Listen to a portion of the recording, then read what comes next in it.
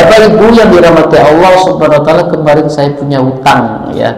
Ada pertanyaan 7 golongan yang mendapat naungan Allah di hari akhir, kemarin baru jawab 2. Yang pertama adalah al-imamul adil, imam yang adil.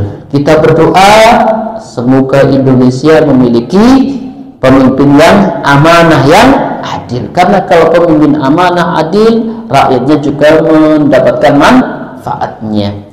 Yang kedua, wasyakirun nas'u biibadatillah, seorang pemuda yang tumbuh dalam beribadah kepada Allah Subhanahu wa ta'ala. Dan ini jarang, makanya mendapat kedudukan istimewa di sisi Allah. Karena masa muda itu masa pengen senang. Dia masih memiliki alasan, umur saya baru 25, saya baru 30, nanti. Jadi masih bisa beralasan dengan nanti dan nanti. Tapi kalau umur 40, 50, 60, kita tidak punya alasan. Karena apa? Umur 60 sudah finish. Antriannya makin dekat. Ya, jadi suka atau tidak suka, antrian kita, batas akhir hidup kita makin dekat. Makanya wasyad, dan pemuda yang tumbuh dewasa dalam ketaatan kepada Allah mendapat kedudukan istimewa di sisi Allah Subhanahu wa ta'ala. Wa rajulun qalbuhu mu'allaqun fil masajid, dan seorang yang hatinya terikat dengan masjid, termasuk panjenengan. Nek menuju masjid itu enteng, ya, tidak arasan, ya, tidak ragu gercep.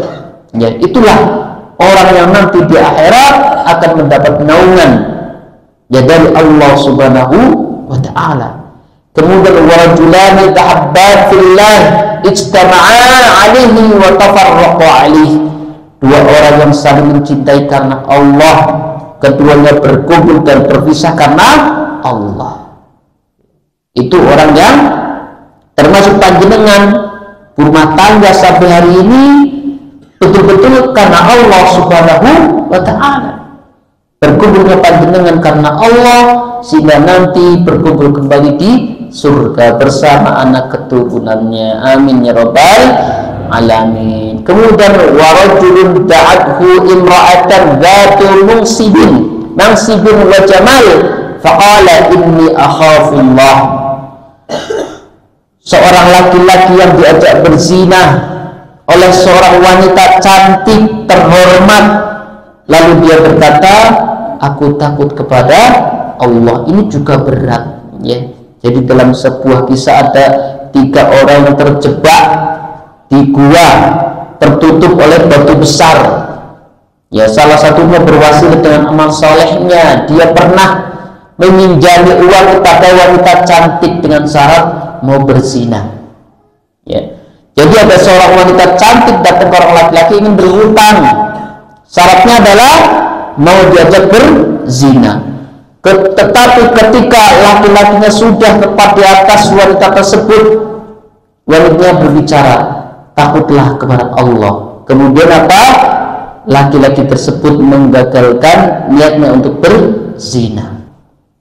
Kemudian juga warajulun tasaddaqa bi sadaqatin fa'akhfaha hatta la ta'lama shimaluhu ma tunfiqu bi yaminihi. Orang yang bersedekah dengan satu sedekah lalu ia menyembunyikan sehingga tangan kirinya tidak tahu apa yang diinfakkan dengan tangan kanannya.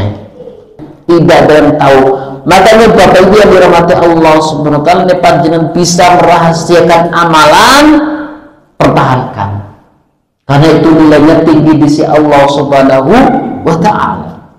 Ya, terkadang ada orang ya misalnya bikin status pagi-pagi cerita, Masya Allah pagi yang hening di sepertiga malam aku bermunajat kepada. Dia cerita kalau dia habis tahajud padahal tidak ada yang nanya. Masya Allah.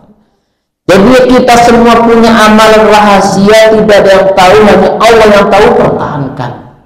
Karena itu nilainya tinggi di sisi Allah Subhanahu wa ta'ala. Dan terakhir, wa rajulun dzakarallahu khaliyan fafadat 'ainah. Seorang yang berzikir kepada Allah dalam keadaan sepi, dia meneteskan air matanya. Dan air mata yang ini yang bisa nanti menghalangi seorang dari jilatan api neraka. Jadi itu insyaallah pas ibu